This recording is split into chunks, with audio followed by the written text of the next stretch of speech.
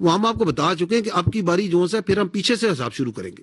اگست انشاءاللہ تعالی جو اس بار 14 اگست پہ ایک عظیم الشان اس پہ پریڈ ہوگی جس میں ہم اس پار پوٹینشل کا اگین ایک بہت چھوٹا سا جھلک عوام کے سامنے فزیکلی بھی دکھائیں گے. اس وقت بھی آپ کی ریجن میں اگر سٹیبلٹی کا سب سے بڑا ایمبیسڈر ہے, اس کے لیے سب سے زیادہ کوئی کوشش کر رہا ہے, کون کر رہا ہے؟ It's Pakistan and its leadership. اور ہماری کنفرمڈ کلز جو ہیں وہ 4 رافیلس, 1 Su-30, 1 MiG-29, 1 Mirage 2000 اور ایک expensive multi role unmanned system also.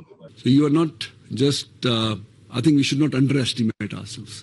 ہم نہیں کرتے, and I would just urge that have that confidence and faith کہ آپ کی جو ڈیفنس سروسز کہتی ہیں, we have alhamdulillah with the grace of Almighty Allah have shown that we can deliver and we will deliver together inshallah in the future as well.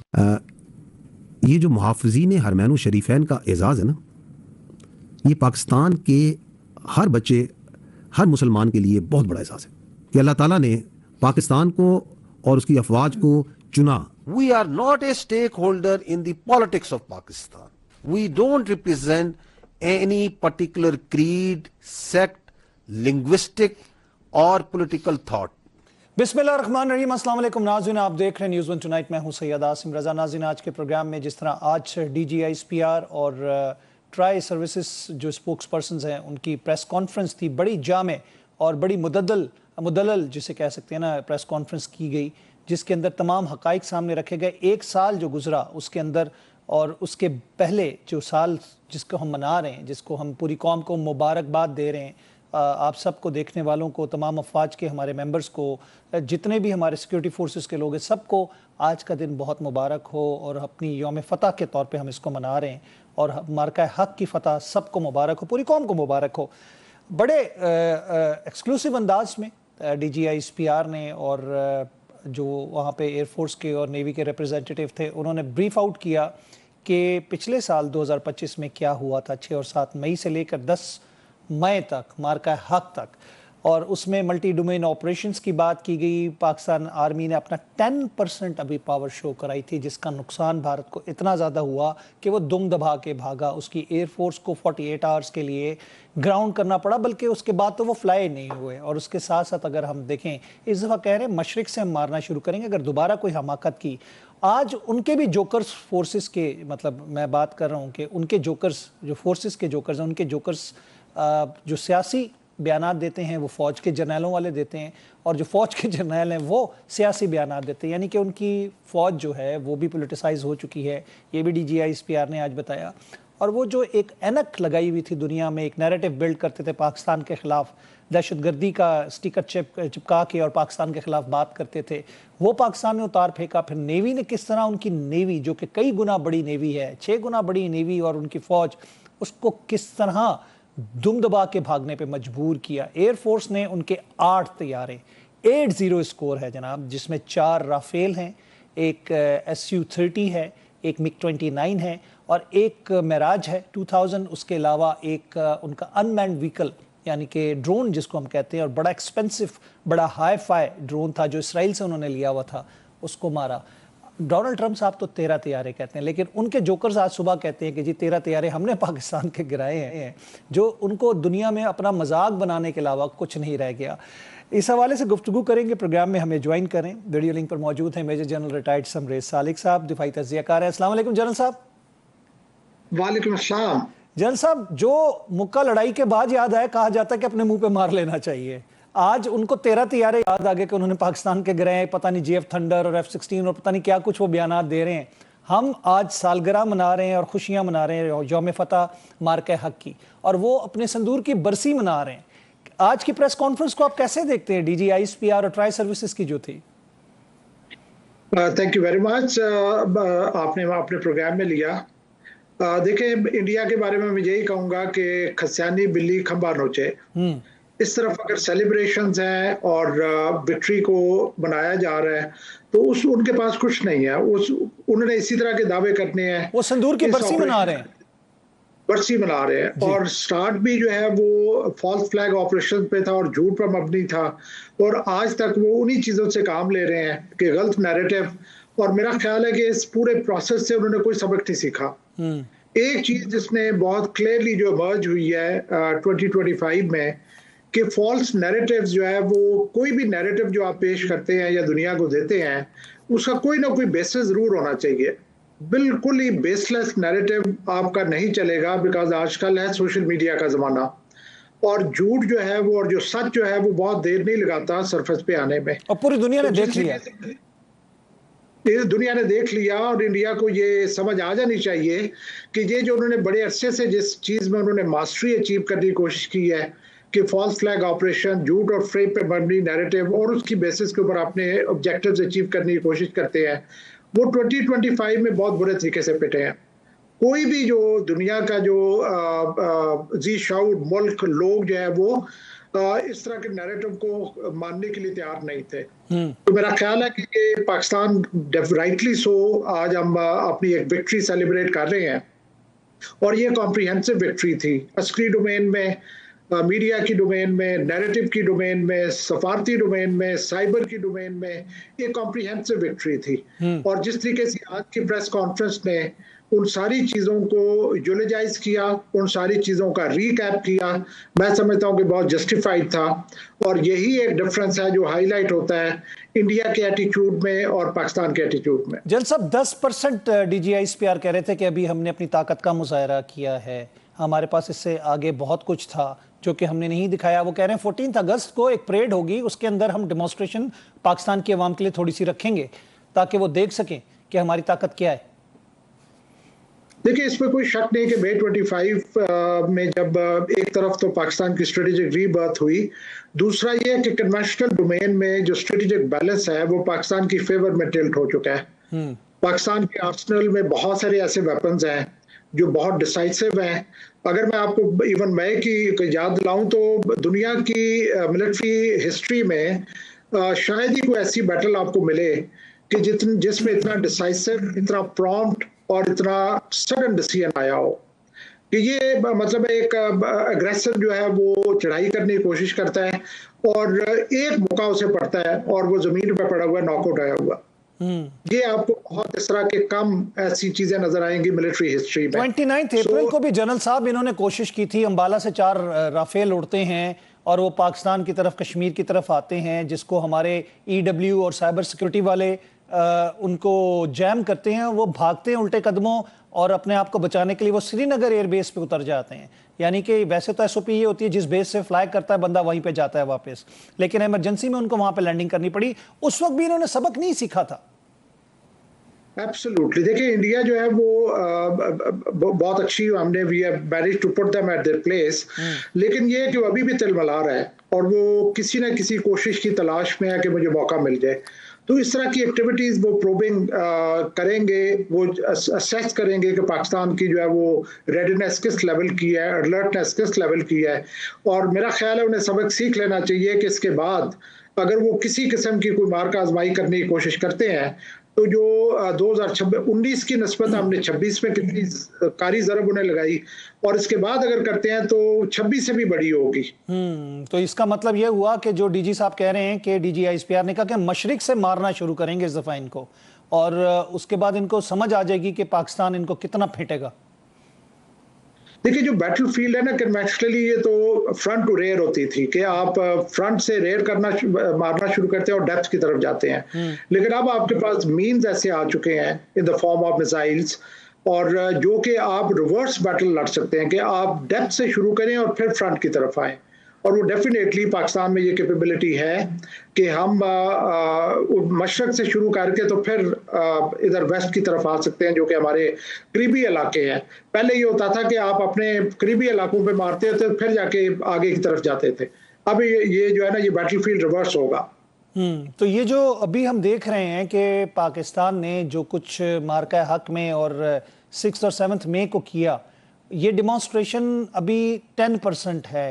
अभी पाकिस्तान के पास बहुत कुछ है और ये दुनिया को पता चल गया है। पाकिस्तान ने जिस स्मार्ट वे में इस जंग को लड़ा और दुनिया पाकिस्तान से सीखना चाह रही है, इंडिया सबक नहीं हासिल कर रही। देखिए इंडिया जो है इवन मई 25 में भी जो हमने इंडिया की तरफ देखा था वो एरोगेंस देखी थी, वो नारेबाजी देखी थी, खोखले नारे थे और इसके अलावा जिंगोइज्म था और ऑल क्लेम्स थे कि हम ये कर देंगे, हम वो कर देंगे। अगर 19 का अगर आपको याद हो तो प्रेसिडेंट मोदी ने कहा था, प्राइम मिनिस्टर मोदी ने कहा था कि मेरे पास अगर राफेल होते तो मैं पता नहीं क्या कर देता। तो आ गए इस दफा उसके पास राफेल से बढ़ के S-400 भी था। हाँ लेकिन उसके बावजूद जिस किस्म की मार इंडिया को पड़ी वो इटसेल्फ ये सिग्निफाई करती है कि पाकिस्तान की कैपेसिटी कहीं ज्यादा थी इससे। और पाकिस्तान ने एक स्ट्रेटेजिक रिस्ट्रेंट एक्सरसाइज किया और पाकिस्तान ने एक मेजर्ड रिस्पांस दिया। हमेशा से पाकिस्तान ने मेजर्ड रिस्पांस दिया है, एक ओवरबोर्ड नहीं गए और उतना ही किया जितना एसेंशियल था। और मेरे नजदीक अगर इंडिया में सैनिटी हो और उनके सीनियर एलिमेंट्स डेफिनेटली इन चीजों को एक्सेप्ट करते हैं, लेकिन जो उनकी लीडरशिप है वो अभी भी गरूर और घमंड में है कि शायद हम पता नहीं क्या कर देंगे। लेकिन मेरा ख्याल है कि शायद एक आध और उनको मार पड़ेगी तो अकल आएगी। Wisdom comes through suffering. अभी फॉर द मोमेंट मेरा ख्याल है कि वो सबक उठाने के लिए तैयार नहीं है। जी बिल्कुल, जो किल रेशो है वो 8-0 है, जिस तरह जो उन्होंने डिक्लेयर किया कि जी 4 राफेल Su-30 MiG-29 मिराज 2000 और उसके बाद उनका एक पोटेंट ड्रोन जो था जो बिल्कुल नया उन्होंने इसराइल से लिया था और बड़ा सोफिस्टिकेटेड और महंगा था, उसको भी मारा। अब बात ये रह जाती है कि मजीद वो नुकसान उठाने के लिए अपने 2 S-400 की बैटरियां तबाह करवा बैठे। विक्रांत को वो लेके ऐसे भागे जैसे दुम दबा के भागते हैं, और विक्रांत भी हमारे टारगेट्स पे लॉक हो चुका था, ये भी आज बताया गया है। और उनका एक जासूसी का जहाज था जिसको 400 नॉटिकल माइल के ऊपर लॉक कर लिया गया था। लेकिन जनरल साहब, हमने तो फिर उनके साथ रियायत की कि उनके 20 जहाज गिरा सकते थे, हमने 8 गिराए। ना सिर्फ हम के जहाज उनके गिरा सकते थे, बल्कि आज से मैं आपको बताना चाहूंगा कि हमारे ये जो S-400 उड़ाया गया उसके बाद इंडियन जो एयरफोर्स के पायलट्स थे उनमें ये हिम्मत नहीं थी कि वो S-400 के कवर के बगैर फ्लाई कर सकें। वो चाहते थे कि हम उसी एरिया में फ्लाई करें जहां पे कि S-400 की विजिबिलिटी और कवर हो। और पाकिस्तान ने कॉरिडोर ऐसा क्रिएट कर दिया कि अगर पाकिस्तान उसमें से कोई लैंड ऑफेंसिव लॉन्च कर देता तो इंडिया के पास कोई मींस नहीं थे उसको रोकने के। तो ये वो कुछ ऐसी थ्रेट्स थी जिसकी वजह से इंडिया जो है वो बौखलाया और उसने अमेरिका की तरफ देखना शुरू किया और क्लैमर करना शुरू किया कि मुझे सीज फायर मिल जाए, क्योंकि इंडिया को नजर आ चुका था उसके सिस्टम जो थे, उसका ग्रिड स्टेशन, इसके रेलवे सिस्टम सारे के सारे जो है वो साइबर अटैक के थ्रू ब्लॉक कर दिए गए थे। और इंडिया को फिक्र ये थी कि अगर इस तरह की कार्रवाई को पाकिस्तान ने कोई ऑफेंसिव लॉन्च कर दिया तो इंडिया के जो कमांड एंड कंट्रोल सिस्टम्स हैं वो शायद इफेक्टिवली ऑपरेट ना कर सकें। जी बिल्कुल। तो ये बहुत जनरल साहब, इसमें हम ये देख रहे हैं कि डीजी साहब ने ये भी कहा कि उनके जो मिलिट्री है वो पोलिटिसाइज हो चुकी है। उनके जो बयानात हैं, जिस तरह का आज उन्होंने 13 जहाज़ों का बोला कि हमने पाकिस्तान के गिराए हैं, 6 महीने बाद उनके एयर चीफ को याद आ गया कि उन्होंने भी कोई जहाज़ गिराए हैं। तो ये पॉलिटिकल प्रेशर्स के अंदर वो ऐसे बयानात दे रहे हैं ताकि उनकी जो पॉलिटिकल पार्टीज या उनकी हुकूमत जो है उसको सपोर्ट कर सकें वो। देखिए, मैं अगर देखता हूं तो इंडिया की जो आर्मी है उसमें ये नजर आ रहा है काफी अरसे से कि दे लैक प्रोफेशनलिज्म। वहां पे फॉल्स फ्लैग ऑपरेशंस होते हैं अपने अवार्ड्स हासिल करने के लिए। ये आर्मी जब यूएन मिशन पे जाती है तो वहां पे रेप केसेस होते हैं। इस आर्मी के बारे में इंडियन माओ ने टीवी के ऊपर कहा हुआ है कि मेरे बच्चे को खाना ठीक नहीं मिलता। इस आर्मी में हर तरह के ऐसे इल्स नजर आते हैं जो कि किसी प्रोफेशनल आर्मी में नहीं होने चाहिए।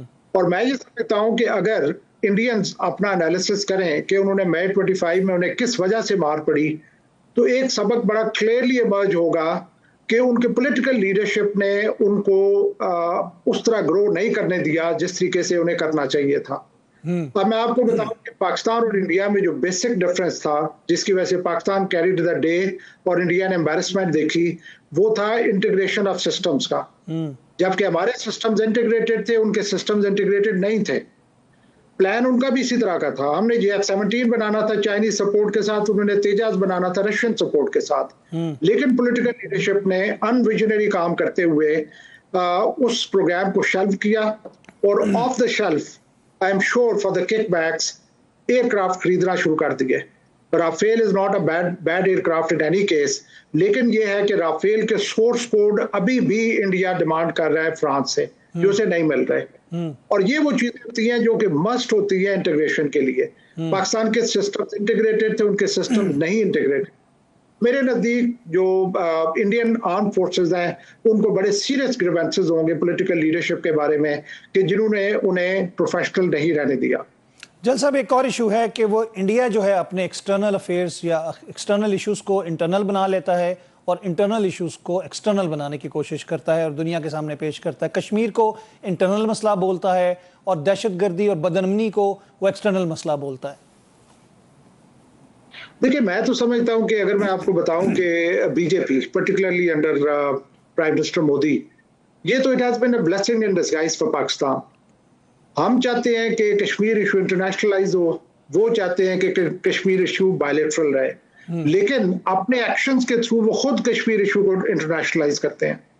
हमें उन्होंने अपॉर्चुनिटी दी to go over as far as nuclear is concern. 98 में इसी बीजेपी ने, ऑल्दो प्राइम मिनिस्टर मोदी नहीं थे, इसी बीजेपी ने न्यूक्लियर एक्सप्लोजन करके पाकिस्तान को जस्टिफिकेशन दी कि हम भी न्यूक्लियर एक्सप्लोजन करें। True. So in a way they have been a blessing in disguise for Pakistan। जो सीनियर एलिमेंट्स हैं इंडिया के, वो समझते हैं कि बीजेपी जो है वो इंडियन सेंटर ऑफ ग्रेविटी को हर्ट कर रही है। कोई भी एनिमी चाहता है कि वो दुश्मन के सेंटर ऑफ ग्रेविटी को स्ट्राइक करे, और इंडिया का सेंटर ऑफ ग्रेविटी रहा है सेकुलरिज्म। अभी आप देखें कि इस वक्त इंडिया में सेकुलरिज्म का क्या हाल है, अकलियतों के साथ क्या होता है, वहां पे मुसलमानों के साथ क्या होता है, क्रिश्चियंस के साथ क्या होता है। तो वो बीजेपी जो है उसने नेशनलिज्म का नारा मारा, हिंदुत्व का नारा मारा, हिंदू सुप्रीमेसी का नारा मारा, जिससे मैं समझता हूं कि जो जहर कातिल के तौर पे काम करेगा इंडिया के लिए। So India they try to be very smart, लेकिन आपने उनकी कली खुलते हुए देखी कि वो क्लेम्स तो बहुत बड़े बड़े करते हैं, लेकिन पोटेंशियल उनमें इतना भी नहीं है कि वो पाकिस्तान के सामने खड़ा हो सके। वेराज वो चाहते हैं कि वो चाइना के सामने खड़े हो। चाइना के साथ खड़े होने की हिम्मत नहीं उनकी। आपने देख लिया कि वहाँ पे लद्दाख में उनके साथ क्या हुआ। 5000 स्क्वायर किलोमीटर जो है चाइना ने उनको जूते मार मार के उनसे ले लिया और उनके लाते और मुक्के मार मार के फौज को उनकी समंदर दरिया में फेंक दिया। जल साहब, एक चीज़ ये भी आती है कि पाकिस्तान जो इस वक्त प्रोफाइल पे जा चुका है और इंटरनेशनली हम सफारतकारी के हवाले से देख रहे हैं, उनको वो भी हजम नहीं हो रहा, और जो कोशिश वो पाकिस्तान को आइसोलेट करने की करते रहे और जो नैरेटिव पाकिस्तान के खिलाफ बिल्ड करते रहे, उसमें भी उनको बिलियंस ऑफ डॉलर्स खर्च करके भी शिकस्त हुई है। देखिए आसिम जी, जो मैं दोबारा कहूंगा कि 25 में ये एक चीज क्लियरली इमर्ज हुई है कि नैरेटिव जो है उसका कोई ना कोई बेसिस होने चाहिए। अब बेसलेस इशू के ऊपर नैरेटिव्स नहीं बढ़ सकते। तो एज फार एज ये कॉन्फ्लिक्ट है ईरान और यूएस का, इसमें तो क्लियरली ये इमर्ज हुआ है कि Pakistan has emerged as an agent of peace, India has emerged as an agent of conflict. India ये नहीं देख रहा था कि अमन आएगा हमारे नेबरहुड में, बल्कि इंडिया को ये तकलीफ थी कि किसके थ्रू अमन आ रहा है। उसको ये पसंद नहीं था कि पाकिस्तान क्यों उसमें लीड रोल अदा कर रहा है। तो ये उसी तरह के, ना मैं खुद खेलूंगा ना मैं किसी और को खेलने दूंगा, इससे बड़ी नेगेटिव और इमेच्योर पॉलिसी इंटरनेशनल लेवल पे नहीं देखी जा सकती। तो इंडिया जो है उसने हर लिहाज से इसमें रखना डालने की कोशिश की। मेरे नजदीक इंडिया ने मिस कैलकुलेशन की 25 में भी, इसी गवर्नमेंट ने, और अभी भी उन्होंने मिस कैलकुलेशन की। उन्होंने अपना सारा जो बर्डन था, अपना वेट था, वो डाला इजराइल की फेवर में। उनका ये ख्याल था, उन्होंने ख्वाब देखना शुरू कर दिए कि Israel will be able to prevail over Iran, और फिर सिचुएशन ऐसी आएगी कि मैं पाकिस्तान को 3 डायरेक्शन से स्क्वीज करूंगा, दैट इज ईरान, अफगानिस्तान और इंडिया इटसेल्फ। ठीक। लेकिन ये है कि पाकिस्तान की बेहतर सफारतकारी की वजह से, पाकिस्तान की बेहतर कोशिशों की वजह से इंडिया के जो ख्वाब है अधूरे के अधूरे रह गए। ना सिर्फ ईरान जो है वो एक बेहतर सिचुएशन में इमर्ज हो रहा है, बल्कि मैं कहूँगा कि अफगानिस्तान की सिचुएशन भी इंशाल्लाह ताला बहुत जल्द स्टेबलाइज होगी। और आप देखेंगे कि इंडिया इस वक्त आइसोलेट हो रहा है, हो चुका है, और आगे मजीद आइसोलेट होगा। जी, और जिस तरह हम उनकी मास्टर प्रॉक्सी जो कि तालिबान रजीम है उसकी ठुकाई कर रहे हैं, और जिस तरह दहशतगर्दी का ग्राफ जो पाकिस्तान के अंदर था वो कम होता जा रहा है, किल रेशो जो है दहशतगर्दों की बढ़ती जा रही है, तो मेरे ख्याल से बहुत जल्द इंडिया को भी पता चल जाएगा कि पाकिस्तान के साथ पंगा लेना अच्छा नहीं है। बहुत बहुत शुक्रिया जनरल साहब, थैंक यू वेरी मच, आपने अपना कीमती वक्त दिया, आप हमारे साथ रहे और प्रोग्राम में अपनी राय का इजहार किया। नाज़रीन, मैं यहाँ पे लूँगा वक्फा, उसके बाद दोबारा मिलते हैं।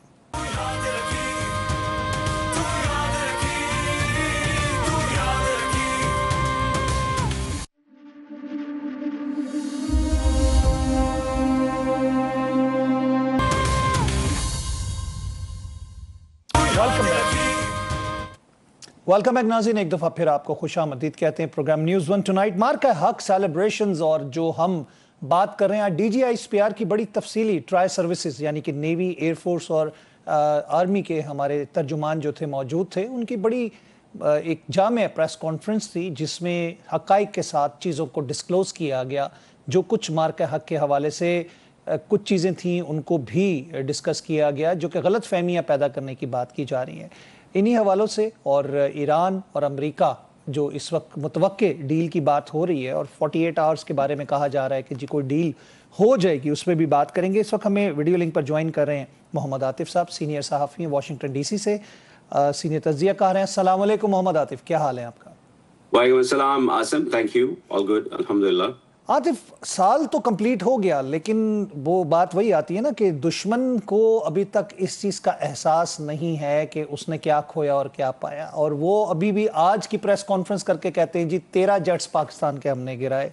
डोनाल्ड ट्रंप साहब तो 11 तक की बात करे थे, उन्होंने मुकाबले में 13 की बयान करना शुरू कर दिया। 8 महीने बाद उनको याद आता है कि हमने भी पाकिस्तान के कोई जेट्स गिराए थे। वो जो उनको शिकस्त हुई, जो उनको मार पड़ी, उसके बाद उनका बयानिया तो वो फौत हो गया जिस एनक से वो दुनिया को दिखाना चाह रहे थे पाकिस्तान पर टेररिज्म के इल्जाम लगा के। कैसे देखते हैं आप इसको? आसिम, सिर्फ ये नुकसान नहीं हुआ, नुकसान इससे कहीं ज्यादा हुआ है। उनकी जो ग्लोबल पोजीशन थी या उनके जो ग्लोबल अज़ाइम और ख्वाब थे, उनका नुकसान बहुत बड़ा है। इंडिया ने पूरी दुनिया को ये बावर करवा दिया था कि अब ग्लोबल साउथ की पावर हम हैं। हम एक बहुत बड़ी मिलिट्री पावर हैं, हम एक उभरती हुई इकोनॉमिक पावर बन रहे हैं, हम बीट कर रहे हैं बाकी दुनिया की मईशतों को अपने ग्रोथ रेट से, हम टेक्नोलॉजी में बहुत आगे जा रहे हैं। इसलिए हमारे साथ रिलेशनशिप रखिए, जो भी काम उस रीजन के अंदर करना है या करवाना है उसके लिए आप हमसे राब्ता कीजिए। और ये जो ख्वाब थे ये चकनाचूर हो गए इस लड़ाई के बाद।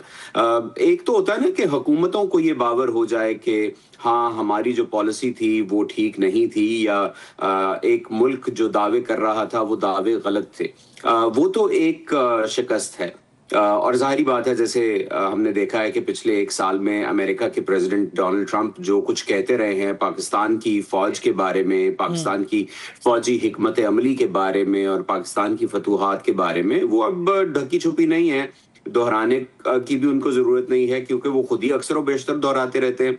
जो दूसरी चीज सिग्निफिकेंट है वो ये है कि जो वेस्ट का मीडिया है, वेस्ट के जो डिफेंस एनालिस्ट्स हैं, वो लोग जो कि स्टडी करते हैं मिलिट्री माइट को, डिफेंस को, स्ट्रेटजीज को, मुल्कों की अहमियत को, उनकी अहलियत को, उन सबको भी ये पता चल गया कि नहीं, ये सब तो रेत के ख्वाब थे।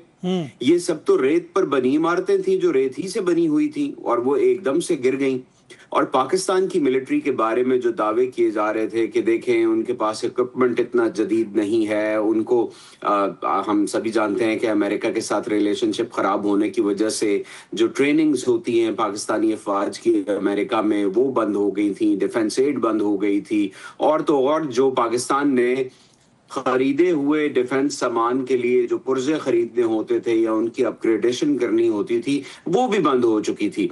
लेकिन इस मार्के के बाद दुनिया को ये पता चला कि नहीं, पाकिस्तान में भले बहुत सारे इश्यूज हैं, दहशतगर्दी का चैलेंज एक बहुत बड़ा चैलेंज है, लेकिन पाकिस्तान में मिलिट्री का जो इदारा है वो अभी भी बहुत मुस्तहकम है, बहुत मजबूत है, वो फ्यूचर की तरफ देखकर प्लानिंग करता है, वो एक बहुत बड़े दुश्मन का मुकाबला करने के लिए बहुत स्मार्टली अपनी मिलिट्री को इक्विप करता है, अपने ऑफिसर्स को इक्विप करता है, अपनी प्लानिंग और स्ट्रेटजी को उस हिसाब से लेके चलता है जहां वो अपने से 2 गुना बड़ी फौज और कई गुना बड़े डिफेंस बजट का मुकाबला करने की अहलियत रखता है।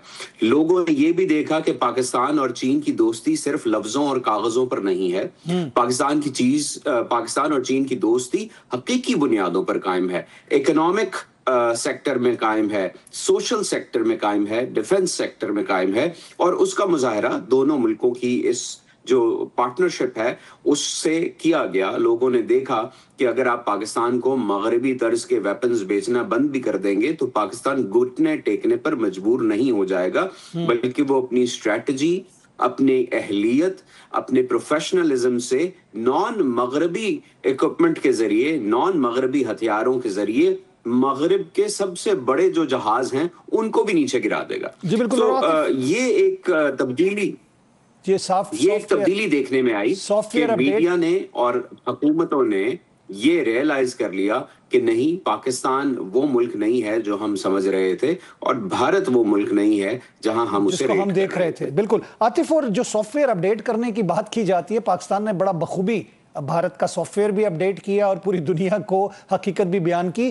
ابھی D G I S P R کہتے ہیں، آج پریس کانفرنس تھی، ہم اس میں موجود تھے، انہوں نے کہا ابھی ہم نے صرف اپنی طاقت کا 10% دکھایا ہے. ابھی ہم باقی جو ہے وہ انہوں نے پھر ہمیں سلائیڈز دکھائیں اور کچھ چیزیں دکھائیں جو ہماری پریپیئرڈنس ہوتی ہے اس کے حوالے سے، تو دیٹس فار بیانڈ جس کو ایکسپلین نہیں کیا جا سکتا. اتنی جدید ٹیکنالوجی جو دنیا کو نیا وار فیئر سکھایا، جس میں بیونڈ ویژول رینج کے حوالے سے 125 طیارے ہوا میں اور کٹنگ ایج ٹیکنالوجی تھی، پوری دنیا کے ویسٹ کے بہترین جہاز تھے اور رشیا کے بہترین جہاز تھے، لیکن پاکستان نے انڈیجنس جو اپنی صلاحیتیں ہیں اس کے مظاہرہ کرتے ہوئے نہ صرف ان کو خاک چٹائی بلکہ بھارت کو عقل ٹھکانے لگا دی کہ وہ اپنی ایئر فورس لے کے وہاں سے 48 گھنٹے کے لیے بھاگ گئے. عاطف، یہ ابھی 10% کہا جا رہا ہے کہ ابھی ہم نے اپنی طاقت کا مظاہرہ کیا ہے. اگر دوبارہ بھارت نے کچھ حماقت کی تو اس سے 10 گنا نقصان اس کو ہوگا. دیکھیے، یہ تو ظاہری بات ہے، D G I S P R اگر کہہ رہے ہیں تو وہ یقیناً حقائق کی بنیاد پر کہہ رہے ہوں گے. وہ اس معاملے میں بہت زیادہ بہتر بول سکتے ہیں کیونکہ ان کو یہ معلوم ہے کہ ان کی افواج کی ڈیفنس اسٹریٹجی کیا ہے اپنے ہمسایہ ملک کے افواج یا اس کے ملٹری مائٹ کے مقابلے میں.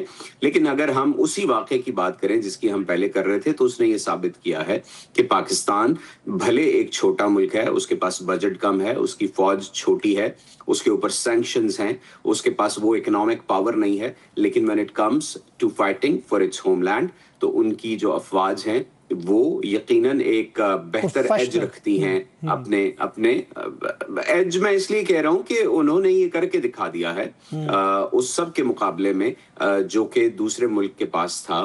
تو یقیناً ایک اچھی بات ہے. جہاں اتنے مسائل سے شکار ہے پاکستان، وہاں تمام پاکستانیوں کو کم از کم یہ اعتبار ضرور ہے کہ when it comes to fighting for our borders, for our peace and security، تو پاکستان کی افواج اس کا مقابلہ کرنے کی مکمل اہلیت رکھتی ہیں. جی بالکل. اور اس کے بعد جو پاکستان کا پروفائل اس وقت ہم دیکھ رہے ہیں کہ پاکستان امریکہ اور ایران کے درمیان جو ہے ثالثی کا کردار بھی ادا کر رہا ہے، اور خبر یہی آ رہی ہے کہ میرے خیال سے 48 آورز کی بات کی جا رہی ہے کہ اس کے اندر ایگریمنٹ، پیس ایگریمنٹ ہو جائے گا. اور یہ پاکستان کے ثالثی کے کردار کے اوپر بھی بھارت کے اندر جسے کہتے ہیں نا پیٹ میں مروڑ پڑ رہے تھے ان کو کہ آج بھارت کہاں ہے اور پاکستان کہاں ہے. پوری دنیا اس کی تعریف کر رہی ہے، اور وہ اس کو جس لینگویج میں بات کر رہے تھے کہ ایک اتنے بڑے ملک کا ایک وزیر خارجہ جس طرح کی گھٹیا لینگویج استعمال کر رہا ہو، یا ان کے ملک کا وزیر اعظم جو گھٹیا لینگویج استعمال کر رہا ہو، اس سے ان کی فرسٹریشن ظاہر ہو رہی ہے. جی، the choice of words from the foreign secretary could have been better.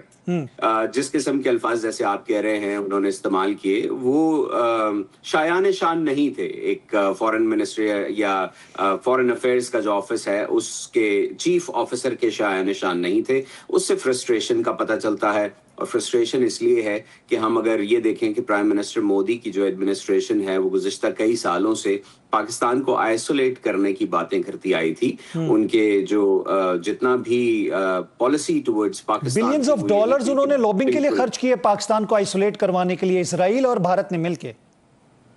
جی ہاں عاصم، سبھی ملک ایک دوسرے ملک کے لیے ایسا کرتے ہیں، تو وہ کوئی بڑی بات نہیں تھی. جو زیادہ بڑی شکست ہے وہ ان کے اپنی کانسٹیچوئنسی میں ان کو جو شکست ہے وہ ہے.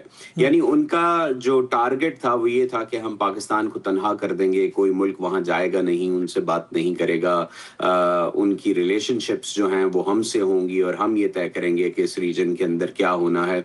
اس سب کو شکست ہوئی ہے، اور بڑی جس کو شکست فاش کہا جاتا ہے وہ ہوئی ہے. اب دیکھیے، امریکہ جو کہ بائیڈن کے دور میں پاکستان سے بات بھی نہیں کر رہا تھا، یعنی بائیڈن نے ڈائریکٹلی پاکستان کے پرائم منسٹر جو پہلے عمران خان تھے ان کو اور بعد میں شہباز شریف کو کبھی ان سے رابطہ نہیں کیا. لیکن اب دیکھیے کہ صدر ٹرمپ اور شہباز شریف اور عاصم منیر کے درمیان جی متواتر رابطہ ہوتا ہے، اور یہ ایران کا جو कॉन्टेक्स्ट है जितना भी पीस टॉक का, उसमें पाकिस्तान का किरदार बहुत ज़बरदस्त है। पाकिस्तान की पॉलिटिकल लीडरशिप और मिलिट्री लीडरशिप दोनों का किरदार माना जा रहा है, प्रेसिडेंट ट्रंप खुद मान रहे हैं। और अब भी जैसे आपने जिक्र किया कि बातचीत हो रही है मजीद, तो अब अमेरिका ये इंतज़ार कर रहा है कि जो प्रोपोजल अमेरिका की तरफ से ईरान को गया है, ईरान उस पर अपना रिस्पॉन्स दे।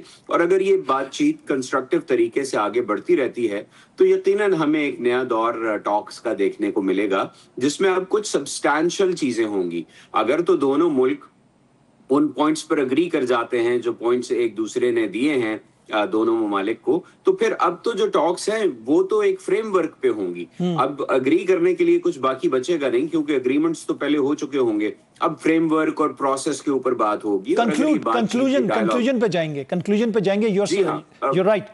आतिफ, इसमें एक चीज ये भी आती है कि इसका सेहरा पाकिस्तान के सर जाएगा और ये बहुत बड़ी फतह होगी पूरी दुनिया की, क्योंकि इसको हम थर्ड वर्ल्ड वॉर से कम नहीं देख रहे। इकोनॉमिक थर्ड वर्ल्ड वॉर है ये, क्योंकि जंगें अब बारूद से या मिसाइलों से लड़ने से बजाय इकोनॉमी की जंगें होती हैं, आपको मालूम है। और इकोनॉमी ही आपकी इस वक्त नेशनल सिक्योरिटी की सबसे प्रायोरिटी होती है।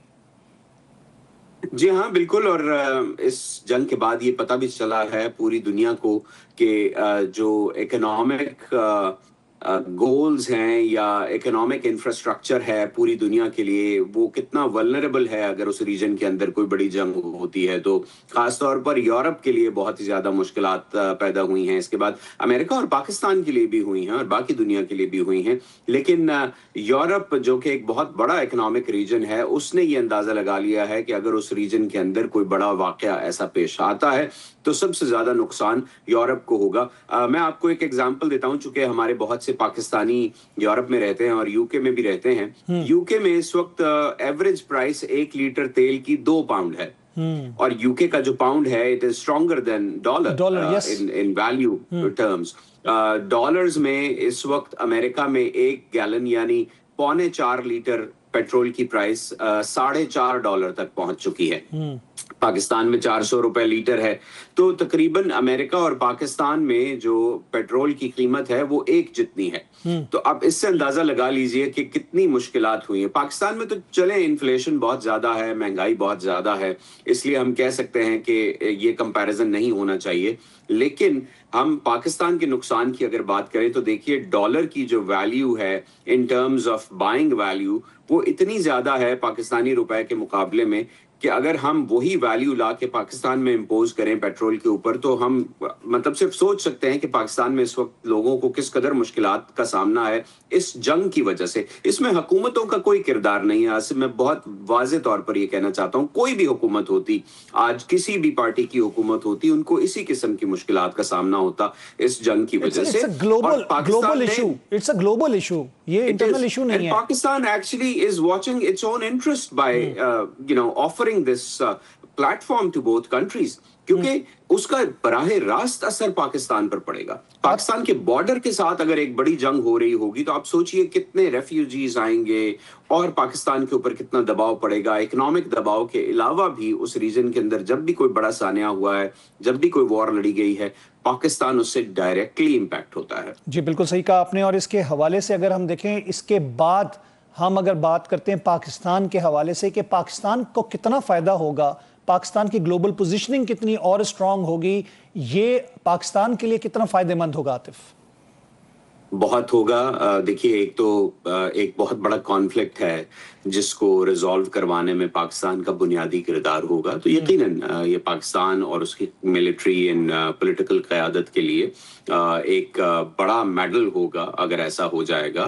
पूरी दुनिया भी से रिकग्नाइज कर रही है पाकिस्तान के किरदार को, और अगर ये कामयाबी हासिल हो जाती है और अमेरिका और ईरान के दरमियान एक ऐसा एग्रीमेंट हो जाता है जिसके तहत अमेरिका और ईरान एक दूसरे के दुश्मन बनना बंद कर दें, ईरान अपना न्यूक्लियर प्रोग्राम जो है उसको सिर्फ एनर्जी प्रोडक्शन तक महदूद रखे और अमेरिका ईरान के ऊपर से इकोनॉमिक सैंक्शंस उठाता जाए, ईरान के फ्रोजन एसेट्स को रिलीज कर दे, ईरान को इकोनॉमिक रिलीफ मिले और अमेरिका उसके जो मशरक़ वस्ता के इत्तेहादी हैं उनको ये गारंटीज मिलें कि अब ईरान اس خطے کے اندر فوجی کارروائیاں نہیں کرے گا جو براہ راست نہیں ہوتی, پراکسیز کے ذریعے ہوتی ہیں. لیکن ایران جو اپنا ملٹری سرکل ہے اس کو اب محدود کرے گا بلکہ بڑھانے کی کوشش نہیں کرے گا. انسیکیورٹی ختم ہو جائے گی. بالکل صحیح کہہ رہے ہیں آپ, بہت شکریہ عاطف. گولز اپوزٹ ہیں جی بالکل, تھینک یو ویری مچ.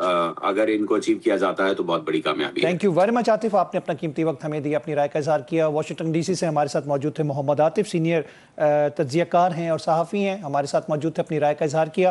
ناظرین ہم یہاں پہ لیں گے وقفہ, اس کے بعد دوبارہ ملتے ہیں آپ سے.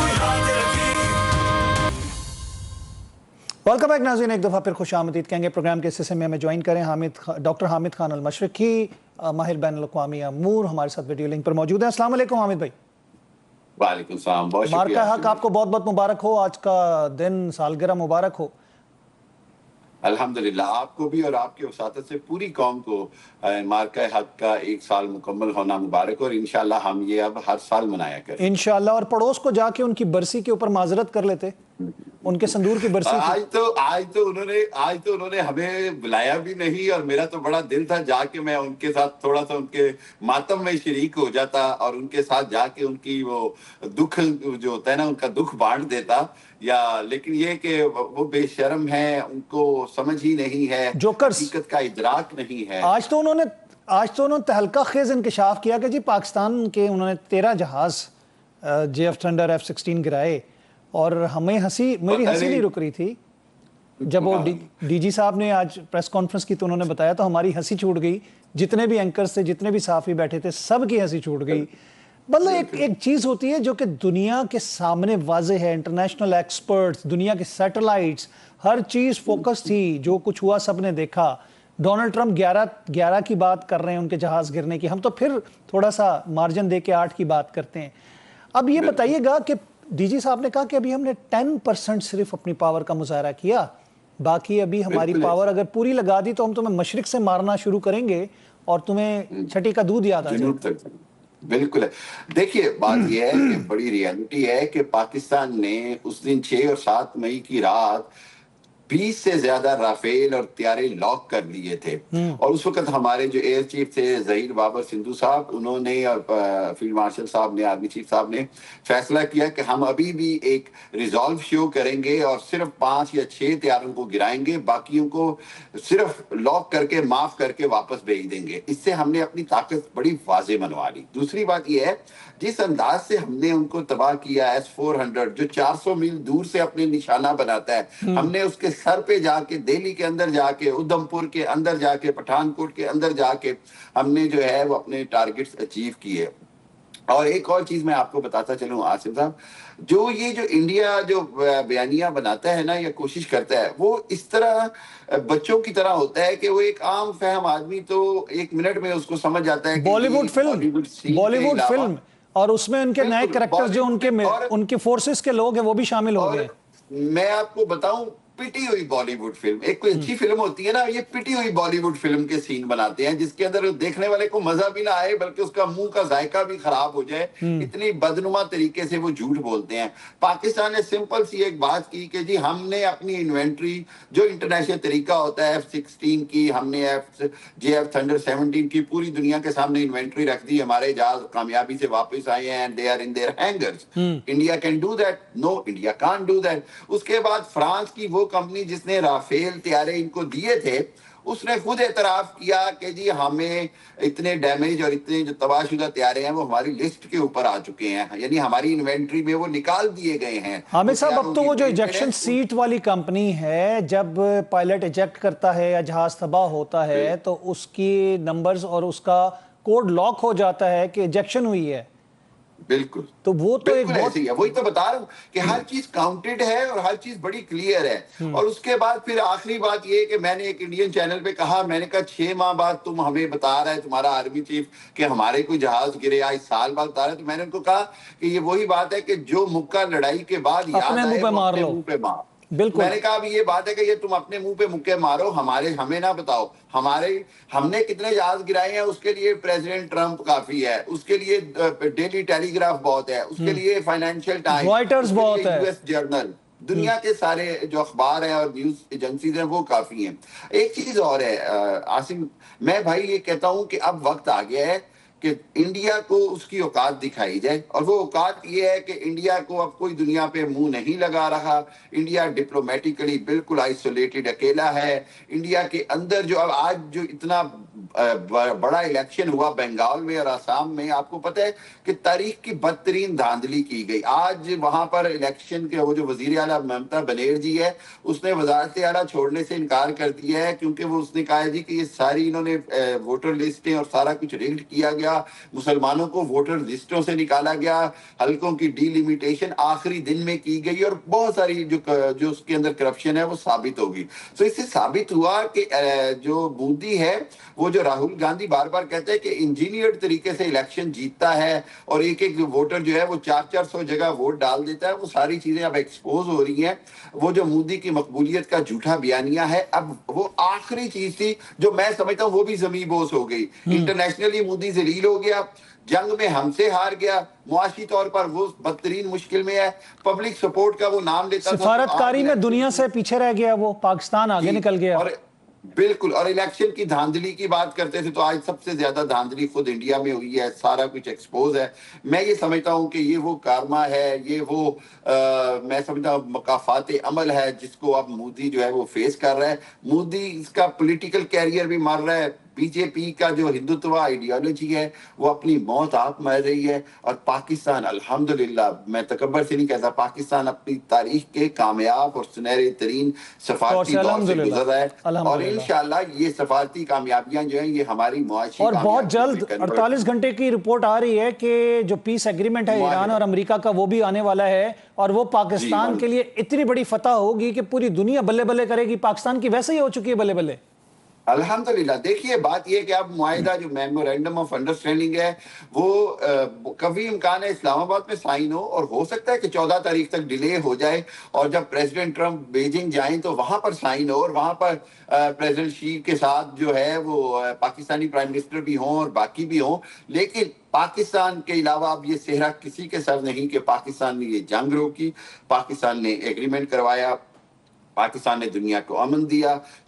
وہ جو پاکستان کا الحمدللہ گراف ہے ڈپلومیٹیکلی, وہ اس وقت دنیا میں سر چڑھ کر بول رہا ہے. دوسرا ہمارا سعودی عرب کے ساتھ جو ڈیفنس پیکٹ ہے اس کے حوالے سے بھی ڈی جی صاحب نے آج بات کی, اور ان کا یہ ہمارے لیے اعزاز کی بات ہے اور ہمارے لیے بڑے احترام کی بھی بات ہے کہ ہم حرمین شریفین کی حفاظت کا جو فریضہ ہے وہ ہمیں ملا, اور سعودی عرب اور پاکستان کے درمیان جو معاہدہ ہے, تعلق ہے, وہ ایک دوسرے کے جسے کہہ سکتے ہیں دفاع کے حوالے سے بھی ہے کہ ہم ایک دوسرے کے لیے دفاع کے لیے بھی آگے آئیں گے.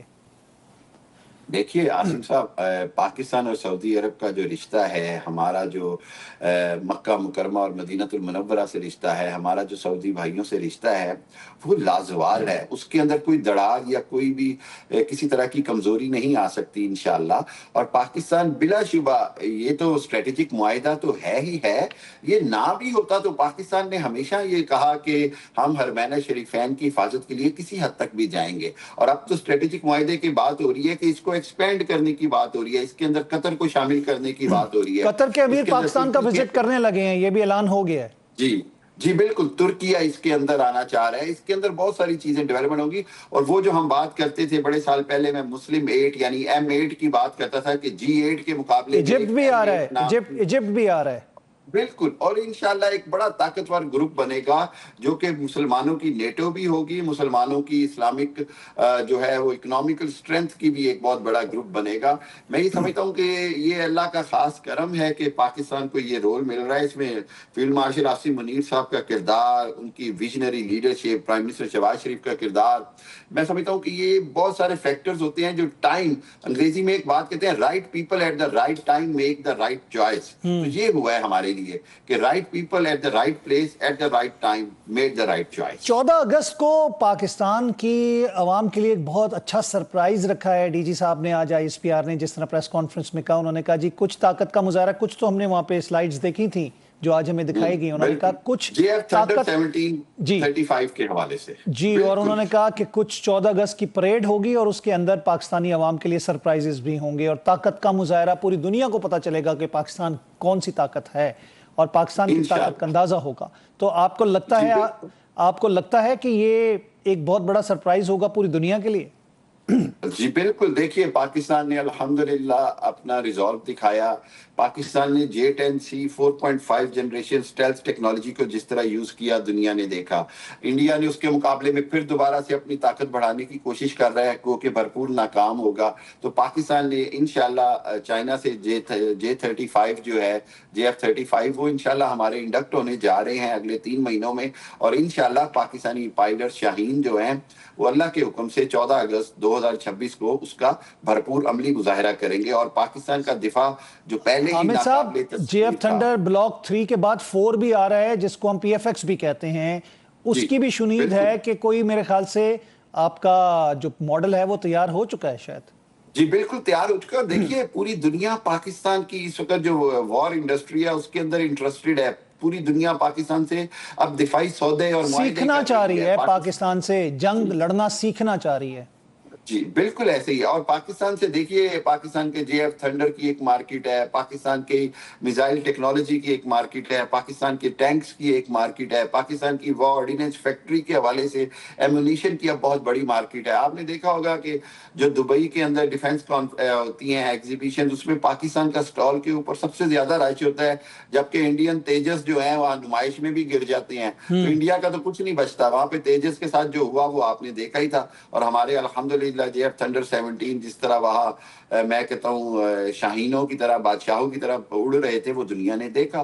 سو مقصد یہ ہے کہ پاکستان کے لیے اللہ نے بہتری رکھی ہوئی ہے. ہم اس کو ہمبلی انشاءاللہ ایکسیپٹ کریں. اللہ کسی کو تکبر میں نہ آئے. ہم اس پہ شکر گزار لاتے ہیں اللہ کا اور اللہ کے نبی صلی اللہ علیہ وسلم کا, جن کے طفیل آج پاکستان قوم جو ہے وہ دوبارہ سے ریوائیو کر رہی ہے. اگین میں ہر جگہ ایک ہی بات کہتا ہوں کہ آپ کوشش ہونی چاہیے حکمرانوں کی کہ اب اکنامیکل ریوائیول کے لیے آئیں. اس سارے کا فائدہ جو ہے وہ گراس روٹ پہ عوام کو ملنا چاہیے, آپ کو مجھے ملنا چاہیے, اور انشاءاللہ ملے گا. وہ سب سے بڑی بات یہ تیل کے حوالے سے, بجلی کے حوالے سے وہ جو ریلیف ہے, اگر جنگ ختم ہوتا ہے, تیل Pakistan Iran gas pipeline active ہو جاتی ہے, پاکستان کے لیے سپلائی چین کا ایشو ختم ہو جاتا ہے. جی بہت شکریہ حامد المشرقی صاحب, آپ نے اپنا قیمتی وقت ہمیں دیا, اپنی رائے کا اظہار کیا. ناظرین, پروگرام کا وقت ختم ہوا چاہتا ہے اور بات وہی آتی ہے کہ پاکستان کے لیے ہمیشہ زندہ باد.